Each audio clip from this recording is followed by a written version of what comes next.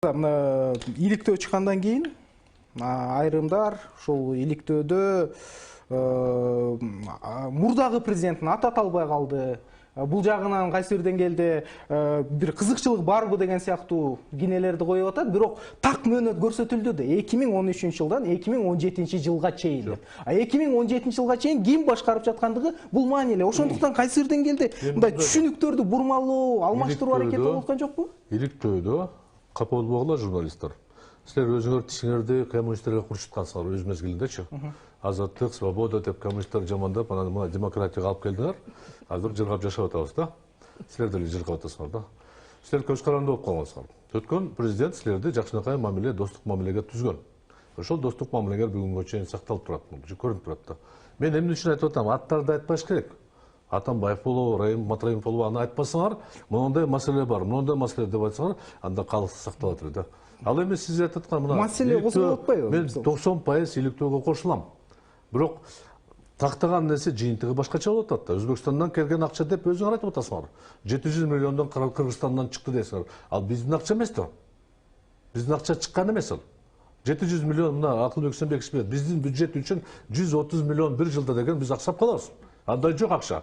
Демек бул Өзбекстандан келген ар кандай өзүңөр бергенде акча тарап кетип атат. Ал жерде эми банковский системада услугага ала албайм, мен аны билбейм да. Транзиттен алынбай жаткан. Транзиттен алынбай мыйзамда жок андай. Бири-бирибизди жалган сүйлөбөлчү. Бирөөнүн акчасы келди кетти болгондо ким алмаган? Мисалы, финансы полициясы бүгүн да айтып атпайбы? 700 миллиондон чыккан. Финансы полиция айтып атасыз, мен сизге 100% кошулам. Финансы полиция бүгүнкү күндө ишкерлерди куугунтук кылып жасап атат. 100% кошулам. Ал эми аттуу баштуу жарандарга кол салгандан, текшергенден коркуп атат ал. Ачык эле айтам аны. Ошондуктан бул кадр саясаты эмес, кадр болот эмес. Кыйшык кадр коюлуп атат деп атам. Тажрыйбасы жок кадр коюлуп атат. Ага мен кошулам. Бирок жыйынтыктарда Атамбаев эмне үчүн жок деп атат. Мен айтып кеттим. Ушу системаны кармап турган бул Эчегали Акаев учурунда 2000-жылдан башталган. Кармап сактап турган Алмаз Шаршенович азыр камакта. А бул эмне? Чара колдонуу эмеспи? Ошол министрлер камакта отурат. Кээ бир бажы кызматтын башчысы камакта отурат. Бул чара колдонуу эмеспи? Чара колдонгон деген сөз. Бүгүнкү күндө бир гана персонаж ушул жерде мына сүрөттөр турат. Бир гана персонажга байланыштуу мына урандар мага жакпаган, камалсын. Ал туура эмес уран деп атам. Жоопко тартылсын деп айтса мейли. Текшерип туруп жоопко тарткыла десе туура болот. Ал эми камалсын деген кимге укук берилген андай? Мына жакында эле Өмүрбек Чиркешевди бир Маевский айтылган сөз менен камалып турганда, ушул эле балдарыбыз баары кыйкырып турганда, туура эмес, бир адамдын айтымы менен болбойт деп. Бүгүн биз кайталап атабыз. Бир адамдын айтымы менен күнөө мойнуна коюлуп атат. Системага күрөш керек, системаны токтотуш керек. Бул аябай катуу кадам. Ал үчүн саясий эрк керек деп мен кошулам. Системага аралашкан адамдарды мен деле ишенбейм. Жете албайт.